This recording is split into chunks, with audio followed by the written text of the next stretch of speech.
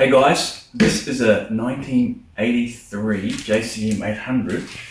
If you look closely, 4-hole. It's a 1987 circuit, right? So I picked this up from a guy here in Melbourne. I'm not sure how long he's owned it for. I don't know the full history of this amp, but I actually bought it and purchased it for myself. So I've got a vintage Marshall kick at the moment. So when something like this came up for sale, I was pretty quick to grab it. So I haven't opened it up yet, so I thought I'll do a quick clip on this amp. We'll take, pull the chassis out and see what ticks. I know it's got one mod. This is a post-phase inverter master volume, I believe. There is a hole in the rear of the chassis here. It's been drilled in. I suspect that's probably where the post-phase inverter might have been actually installed there initially, and someone moved it to the front because it's obviously easier to get to. So without further ado, let's pull it out.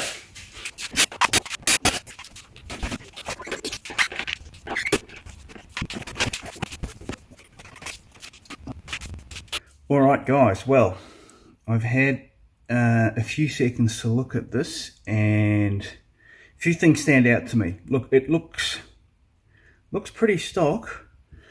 There's definitely been a few components that have been replaced on the board here. See this, what's happening here? Look at this 820 ohm resistor here is definitely not original. And either is that cap that's been soldered in. I can see the original, someone's clipped the old cap at the legs here without having to get underneath the board, and then soldered this new, it's a 330 microfarad bypass cap here, so that's on spec, but you can see the solder here. It's been soldered directly on top by clipping the leads, which is a technique that you can use if you don't want to pull this board out and get underneath it. This is the hole here. It's drilled into the back, and there's a bracket here. Can't imagine what was in there. I don't know. It would be a mystery for all time. Okay, other things. This master volume here is not a post-phase inverter master volume. Right, so this is going to come out.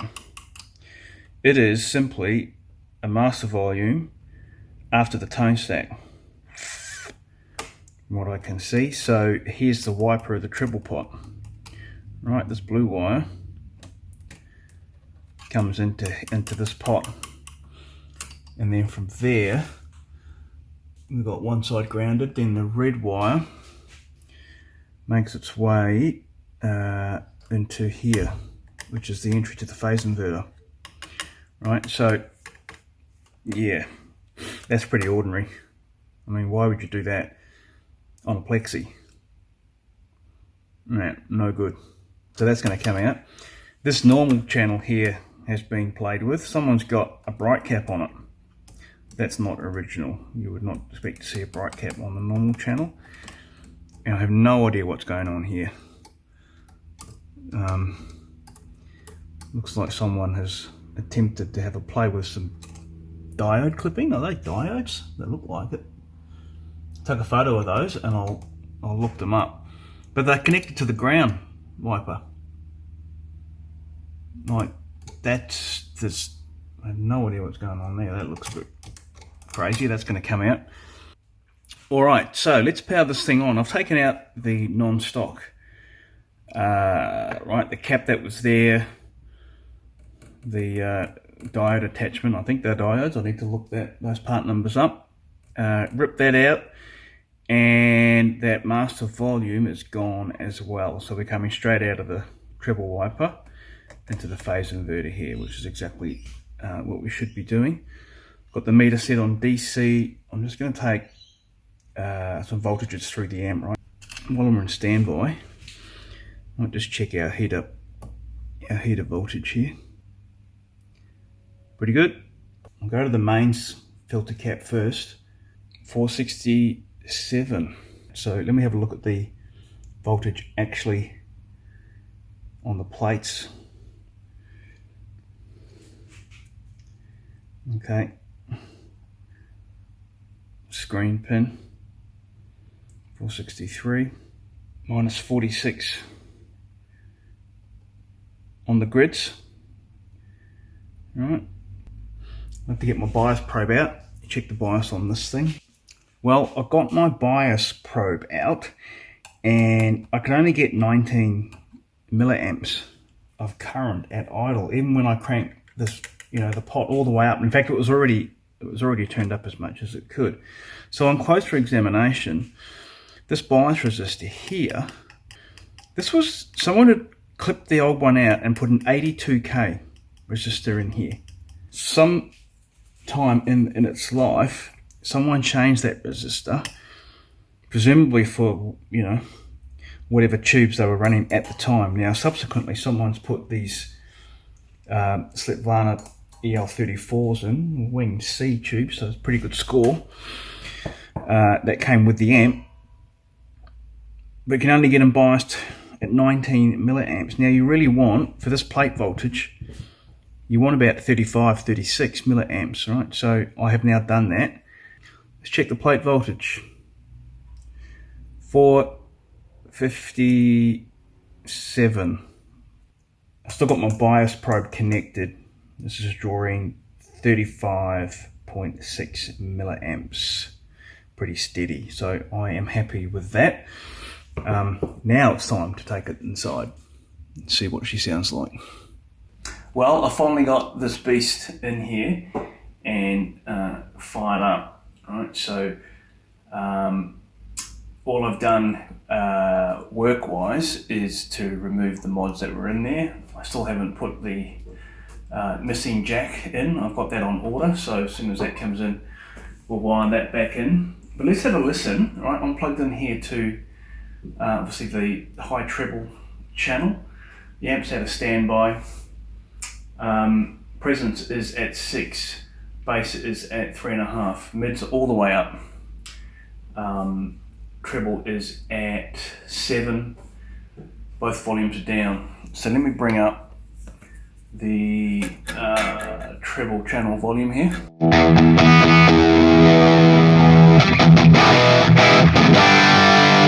Got that on 4 at the moment.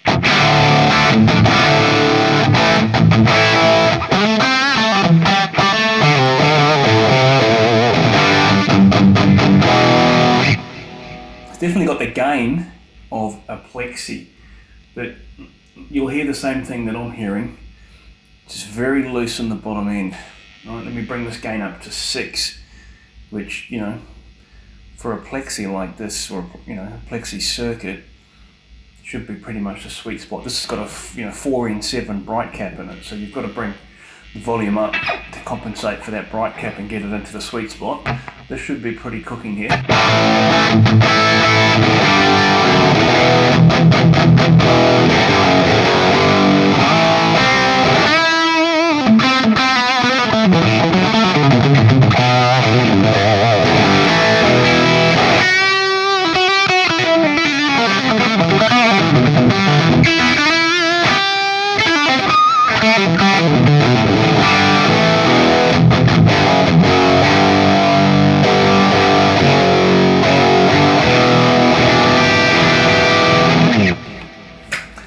I think it needs a bit more TLC, this thing. It's not terrible, but yeah, man, she's a bit loose. You can hear that bottom end just kind of almost farting out, actually. So, where to from here? Right, I'm going to check these power tubes. It's probably the first thing I'll do is I'll replace these with a new set and see what that does. And I'm also suspicious of the filter caps. There's 3 filter caps in this 50 watt, of course. They don't all look the same, right? We've got a blue one here on the mains, and screen, phase inverter and the preamp are the 2 black ones. I don't know which are original. If anyone does, please leave a comment below in the video. I'd love to get your insights on that. 1983 JCM800. which of these are original. I'll post a picture. So yeah, let's start with the power tubes, and we'll go from there. So the power tubes were fine, right? I did actually end up replacing all of the filter caps, right? So I've got 3 new can caps, 2 of them 2x50 microfarad, and 32s for the preamp. And look, the culprit, the thing that was actually causing the blocking distortion, and that, you know, the kind of making the thing fart out, was one of these 100k resistors on the 3rd gain stage. And you can see here, right, it had drifted so far that this thing was measuring nearly 900k, right? 100k resistor was measuring 900k, causing the plate voltage on V2A to sit at 70 volts.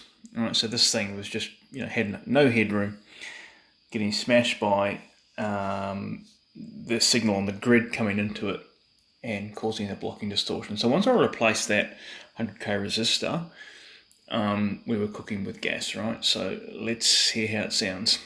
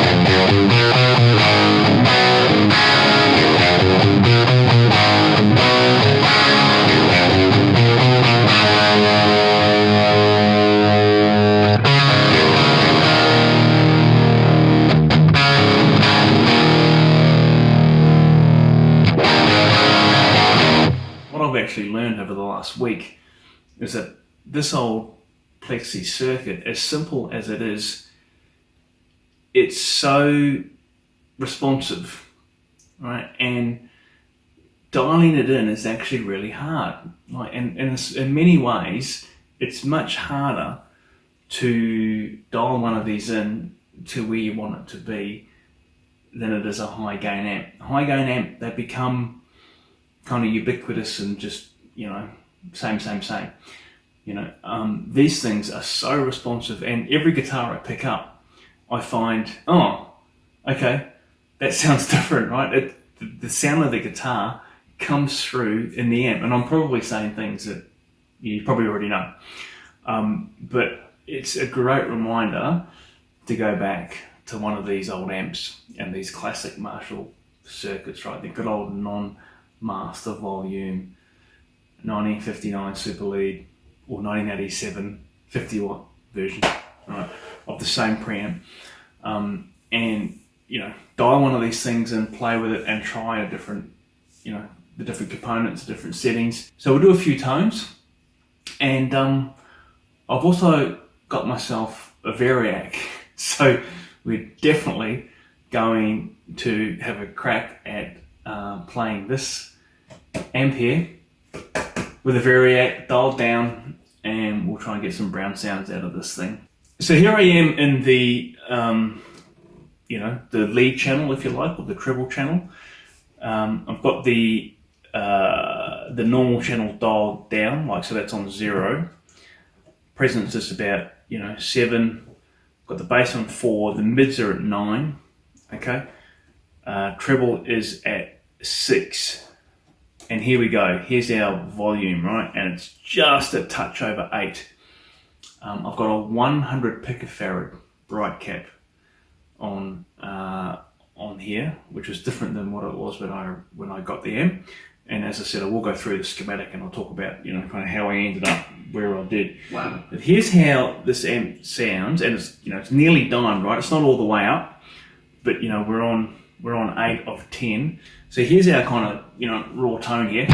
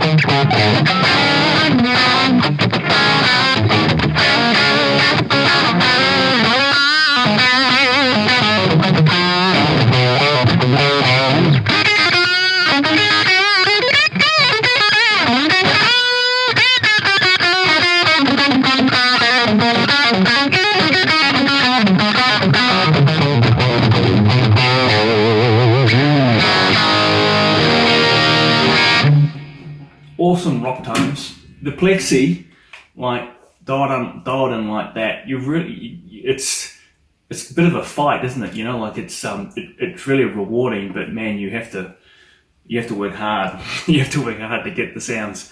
It's not silky, but you know, it's also incredibly versatile, right? So if you dial back the volume on your guitar, it'll clean up pretty nice. You know, I've got the volume here at like maybe 3 or 4 on the guitar.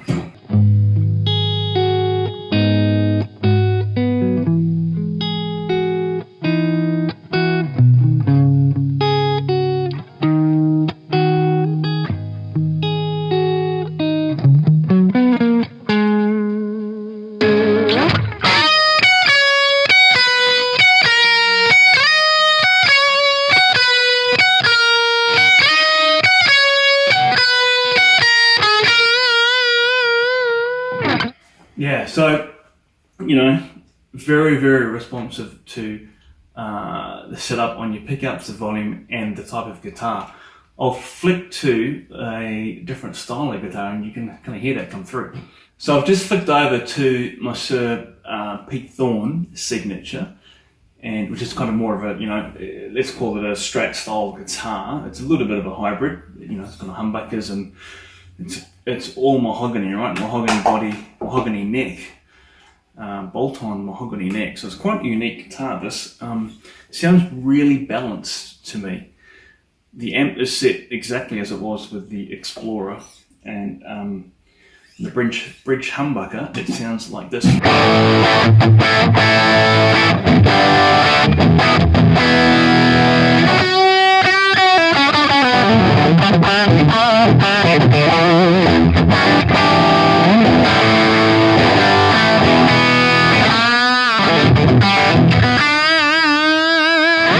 If I go to a kind of single coil sound, you see how this amp, it just responds to the guitar.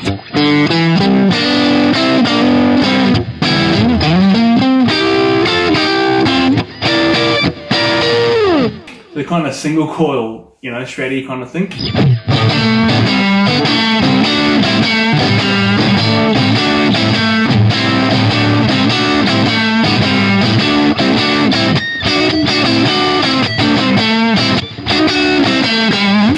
I know it's not a Strat, but you know, it can kind of get there. So let's dime this thing, right? So the normal channel, which is all the way on 0, right? Everything else is dimed. I'm on the humbucker here. Let's hear how it copes with this.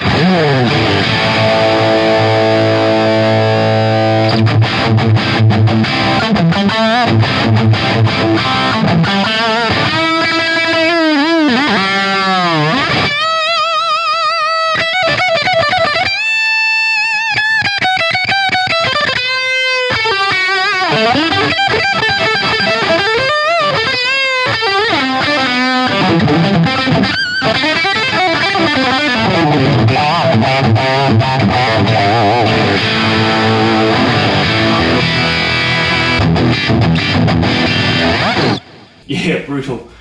That's kind of hard work, but lots of fun at the same time. We'll try this now with the Variac'd. So we'll brown this out, right? Take this right down at 70% of the normal mains supply. I need to rebias the amp, right, to get it to operate correctly with a low voltage, but I haven't tried it out yet. I'm dying to do it. Let's give it a go.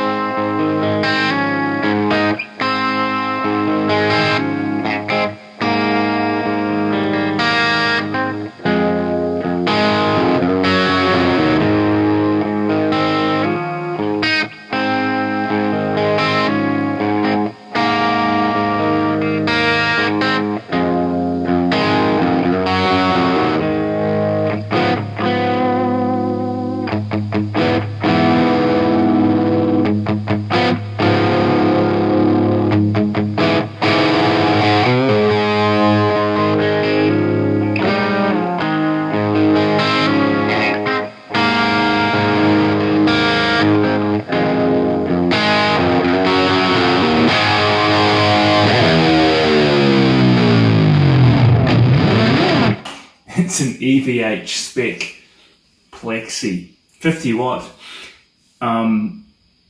it's so chewy and just it's just so nice to play under the fingers, right? So the transformation from running this at, in Australia, right, 240 volts wall voltage, but running this at, standard mains, and then dropping it down with the Variac'd, right? So I'm running this at 180 volts AC, which is 25% drop, right? So running at 75% of the regular supply voltage, right? So, Eddie would run his Plexi at 90, right, of 120 volts AC. So I'm running at 180, and I've obviously rebiased the amp.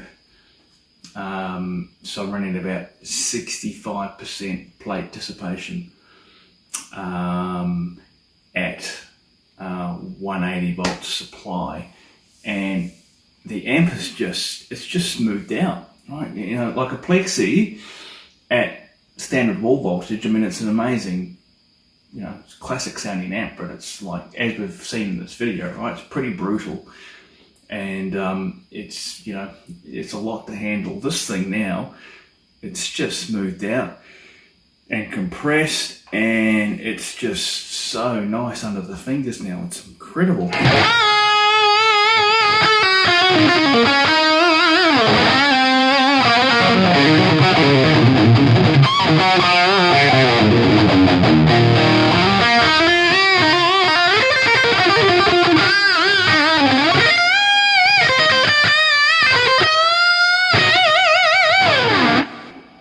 It's that is the tone, right?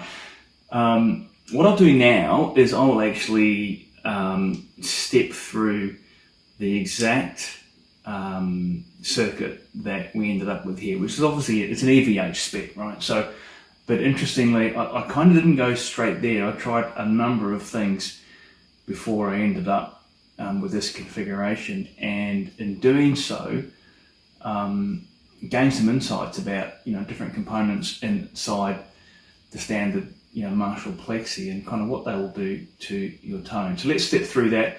We'll talk a bit about the voltages as well, and what impact that has on the overall output of the amp. So in reference to one of the best schematics that's out there on the internet, the good old Marshalls from July 1970. So there's one of these for the 1987 model, the 50 watt, and also the 1959, the 100. And I use this obviously as a reference, right, to get this JCM800 1987 back to this kind of spec. So I initially went to a very early 70s, like a 72 spec, and then I ended up, as you've probably already seen in the clip, right, moving it to pretty much late 60s, 68 kind of Eddie Van Halen style spec, with the two mods that his amp had or has. Now, just in reference to the JCM800 that I modded, right, a couple of things that I did do to this to get the voltages to where they should be for a late 60s, early 70s Plexi. The first one is here. These are the drop-in resistors for the power supply. Okay, so in my JCM800 series 1987, there was just one 10K, and the spot for the other 10K dropper was just bridged straight across, right? So I pulled that out and put another 10K dropper in there, and then my voltages through the preamp here were pretty much bang on to where I wanted them, and pretty much bang on to compared to in early 70s 1987. And I also replaced, as I've already mentioned, the filter caps, right? So 2x50 here, that was left the same. The 50 here and the 50 here is the same. And then on the preamp, I used a dual 32 microfarad, right, which is again is pretty true to the late 60s kind of Marshalls rather than the early 70s. Here, let's talk about this, right? This is the cathode resistor, this guy here. This is the cathode resistor for the high treble channel, or the bright channel, and normally 2K7, right, 2.7K. Now, Marshall adopted 2.7K from the early 70s onwards, but the Plexis in the late 60s actually had an 820 in here, right? And this is one of the areas that I kind of tweaked back and forward, trying to get the right, the right kind of feel and tone for the amp that I was looking for. I ended up with 820 in here, which is as per the 1968 Marshall, and again is that's the Eddie spec there, right? So 820 bypass with a 68. The difference between the 2K7 has a bit more clarity and probably a bit more punch. The 820 you get a bit more gain, and it's a little bit more not mushy, but it's just not as much. You're sacrificing a bit of gain for clarity. So in other words, with the 2K7 you get more clarity, less gain. The 820 you'll get less clarity and more gain, if that makes sense. Now in my 800 series, so this is 22 nanofarad, this is 22 nanofarad in my 800, so I changed this to 2.2 nanofarad. That's knocking a bit of bass out, right? Which is, if you're going to run the amp hard, that's pretty important actually. The bright cap in my 1987 here was 4N7, okay, close enough to 5 nanofarad, which is as per this diagram here. This is in microfarad rather than nanofarad. I changed that to 100 picofarad, which still gives you a bit of that bite on the top end, but makes the gain or the volume pot more usable across the range. This was a 1K resistor on V2A in my amp, and I changed that to 820, and I also put the 0.68 microfarad bypass cap, and I played with that for a while, and that's cool. I ended up adding the 330 microfarad electrolytic cap. Just call it the fat cap, as it's often referred to. It's very much the EVH mod. Adds a lot of thickness and body through the mid-range. Yeah, you can play with that. You try it in or out, right? It's pretty cool though. And last but not least is the mid pot. In Eddie's amp was a 50K, right? Which lifts this whole tone stack off ground a little bit, right? So you end up with 50K here, and you can see the bass pot and the treble pot are all referenced back to this mid pot here. This is the mid pot. It's normally 25K. In Eddie's amp, it's 50, right? It's a very, very simple thing you can do to mod this and try it out is you can see the mid pot is referenced directly to ground. Lift the ground off the amp and put 22K resistor from the ground lug to chassis ground, and you've got yourself there a 50K pot, albeit with a limited range. If you've got a 50K pot, you can pull your 25K pot out and put the 50 in. But if you just want to try it out, just put a as I said, 22K in there to ground, and you're basically simulating the same thing. So that's it. I think the last thing we should do is I'll just cover the voltage readings of the amp with 240 mains standard, particularly with the new 10K drop-in resistor, and also the readings that I took with the Variac'd in place, because you'll see, right, that the voltages as you go through the supply nodes here really start to drop off. And finally, I've just set out here in a table voltage readings across the main supply nodes. Okay, so the 240 mains standard, obviously, and then 180 over here is with the Variac'd and 180 volts AC at the mains, right? So you can see, I won't read them all out, you can see for yourself, there's a B plus plates all the way through to the V1 supply. You can see that the voltage drop between the two settings is quite dramatic, and bear in mind that, right, when you put an amp like this, or any fixed bias amp for that matter, on a Variac'd, you do need to rebias the amp for the lower plate voltage, right? And you can see though, right, what's interesting is the drop in the wattage, right? So when this thing's running at 240, I was pretty easily getting over 50 watts clean RMS on the oscilloscope, measuring the actual clean wattage with sine wave input. And as soon as I dropped it down to 180 and rebiased it, I checked it again, and 27 watts, right? So a fair drop in volume, or overall output and volume, as well as the change in feel.